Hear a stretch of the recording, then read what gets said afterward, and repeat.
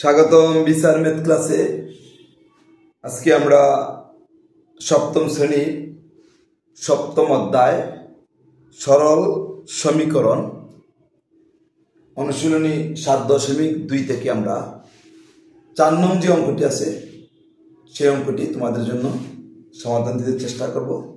আশা করি তোমরা আমাদের সাথে থাকবে। 4 নম্বর অঙ্কটি আমি বোর্ডে লিখে রাখছি, আমি একটু পরে এটা একটু পড়ব, তারপরে আমি সমাধানে যাব। অঙ্কটি কি?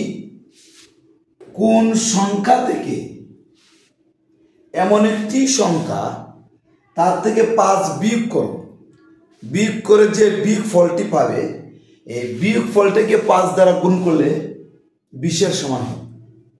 মানে এমন একটি সংখ্যা তুমি নিবে, এমন একটি সংখ্যা মানে কোন সংখ্যা থেকে এমন একটি সংখ্যা থেকে 5 তুমি বিয়োগ করবা।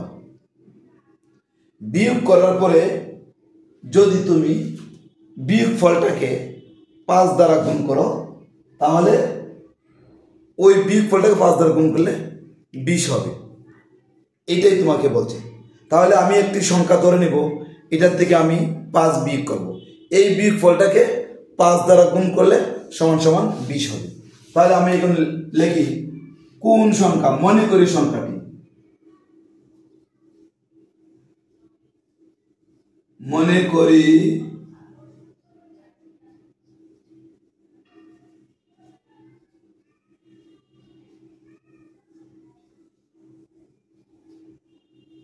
করি সংখ্যাটি সমান সমান x। তাহলে সংখ্যা থেকে 5 বিয়োগ করো, তাহলে x থেকে 5 বিয়োগ করলে কি দাঁড়ায়? সংখ্যাটা থেকে 5 বিয়োগ মানে x থেকে 5 বিয়োগ,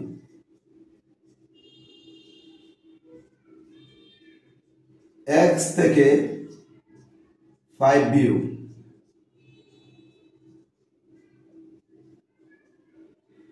x থেকে 5 বিয়োগ, x থেকে 5 বিয়োগ করলে হবে,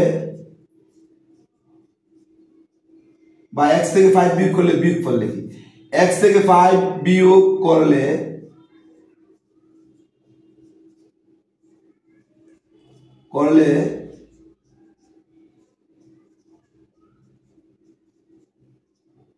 বিয়োগ ফল হবে, x থেকে 5 বিয়োগ করলে বিয়োগ ফল হবে কত?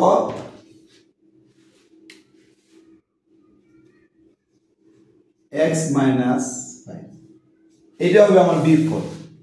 বলছে কোন সংখ্যা থেকে 5 বিয়োগ করি, তাহলে মনে করি সংখ্যাটি x, x থেকে 5 বিয়োগ করলে বিয়োগ ফল হবে x মাইনাস 5। কারণ x থেকে দ্বারা 5 বিয়োগ হয় না, এটা এইভাবেই থাকবে। কারণ চলক থেকে কোনো স্বাভাবিক সংখ্যা বিয়োগ হয় না, এটা এইভাবেই থাকবে। তাহলে x থেকে 5 বিয়োগ করলে বিয়োগ ফল হবে এত। বিয়োগ ফলের 5 গুণ, এটাকে 5 দিয়ে গুণ করলে 20 সমান হয়। তাহলে প্রশ্ন মতে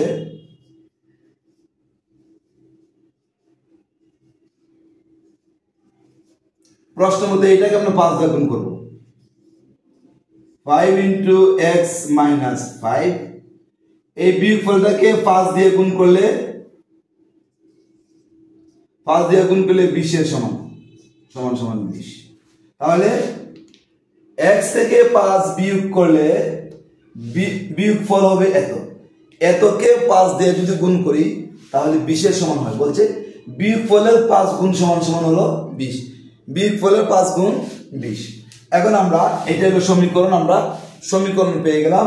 এখন x এর মান বের করব, মানে x হচ্ছে আমার সংখ্যাটি, তাহলে x এর মান যা হবে এটাই হবে সংখ্যাটি। এখন এটাকে গুণ করো, 5 এর x এ গুণ করলে হবে 5x মাইনাস 5 এ 5 এ গুণ করলে হবে 5 5 25 ইকুয়াল 20।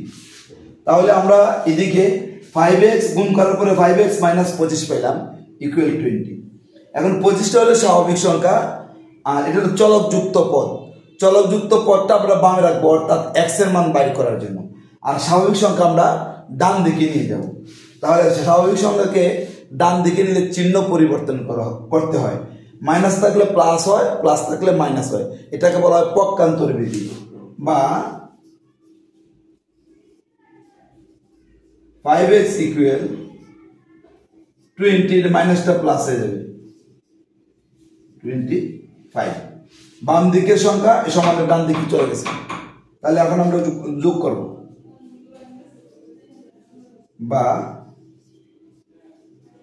5x ইকুয়াল 20 আর 25 যোগ করলে 49, কত হলে পাইলাম আমরা 49 পাইলাম 49। এখন আমরা উভয় পক্ষকে 5 দ্বারা ভাগ করব, বা এটা এক্সট্রা গুণ আকার আছে ভাগ আকারে যাবে। ও 45 হলে 45 45 বলেছে 25 আর 20 যোগ করলে হয় 45, বা x ইকুয়াল টু 45/5। এইটা গুণ আকার আছে ভাগ আকারে চলে গেছে, অর্থাৎ উভয় পক্ষকে 5 দ্বারা ভাগ। 5x ইকুয়াল 45 কে আমরা 5 দ্বারা ভাগ করব, এই 5 দ্বারা ভাগ, 5 পাঁচে কাটা 5 9 45, অতএব x ইকুয়াল টু 9। তাহলে আমরা যদি কাটাকাটি করি 5 এর এটা কাটা হলো কত 9, অতএব x ইকুয়াল টু 9। তাহলে আমরা সংখ্যাটি কি লিখছি x এর মান কত 9, আমরা লিখব কোন সংখ্যা, অর্থাৎ নির্ণয় সংখ্যাটি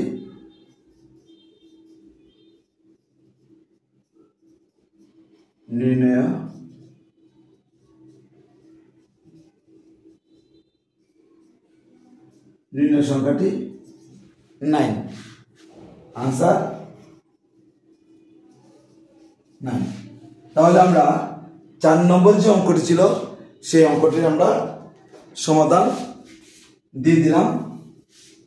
আমরা পর্যায়ক্রমে বাকি অঙ্কগুলো সমাধান দিতে চেষ্টা করব। আশা করি তোমরা সাথে থাকবে। চ্যানেলটি সাবস্ক্রাইব করে রেখেও আমরা পরবর্তী ভিডিও পাওয়ার জন্য। আজকের মতো এখানেই। তুমি সুস্থ এবং ভালো থাকো।